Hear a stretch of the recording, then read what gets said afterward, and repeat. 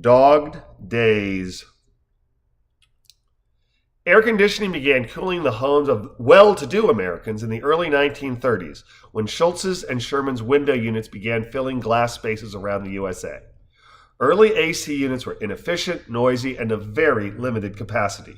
They were also manna from heaven.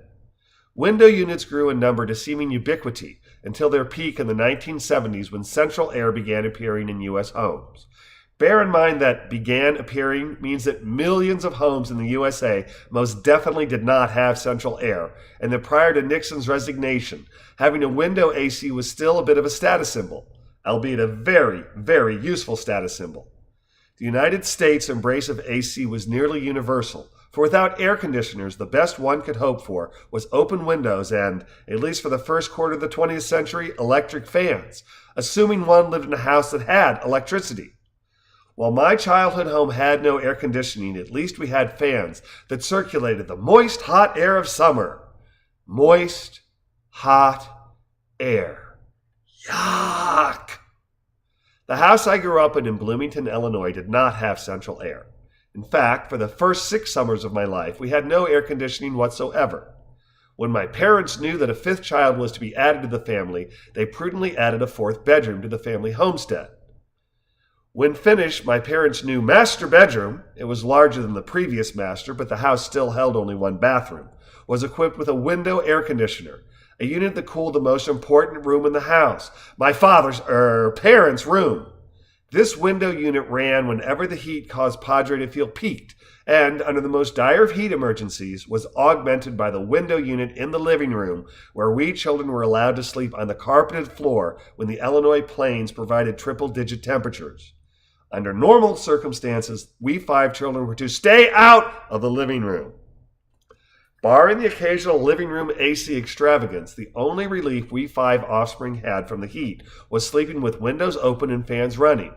By the way, my wife's childhood home never had an air conditioner except in her parents' bedroom.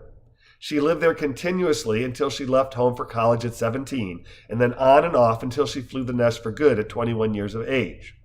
I spent 11 dreadful summers without AC, and it was not until February of 72, when we moved 1,000 miles east and purchased a brand new house in Maryland, that we learned what it was to sleep in AC. We learned that it was like heaven. There's an old question that goes, how are you going to keep them down to the farm after they've been to Gay Paris? I pondered this great question as I roasted in my son's house for the 4 nights and 3 days between June 4th and June 8th. Air conditioner functional but turned off. Gay Paris? Nope. Hot prairie. I can now tell you that as I age, certain luxuries become honest-to-goodness necessities. The nights have been cool, anywhere from the mid to upper 60s, 18 to 20 C, but the daytime temps hit a plenty hot and humid 88 Fahrenheit, 31 Celsius, with 1,000,000% humidity. Well, more like 96%, but still! It is late Friday as I write this, and I fear that one more oppressive night will cause me to throw in the sweat-soaked towel, give up, and go home. Okay, I'm only here one more night. I'm heading home Saturday regardless of temperature. Not running the AC is a very Midwestern thing.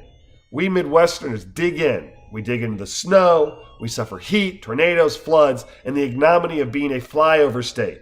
Did you say you're from Idaho? Love your potatoes. And AC costs lots of do-re-mi. Many young couples find that money is in short supply, and keeping the AC off as long as possible can be a huge cost saver. I guess I'm really starting to understand why it was always the master bedrooms that had the window unit air conditioners. Whoever thought early June in Raleigh with AC could be more comfortable than early June in Des Moines without?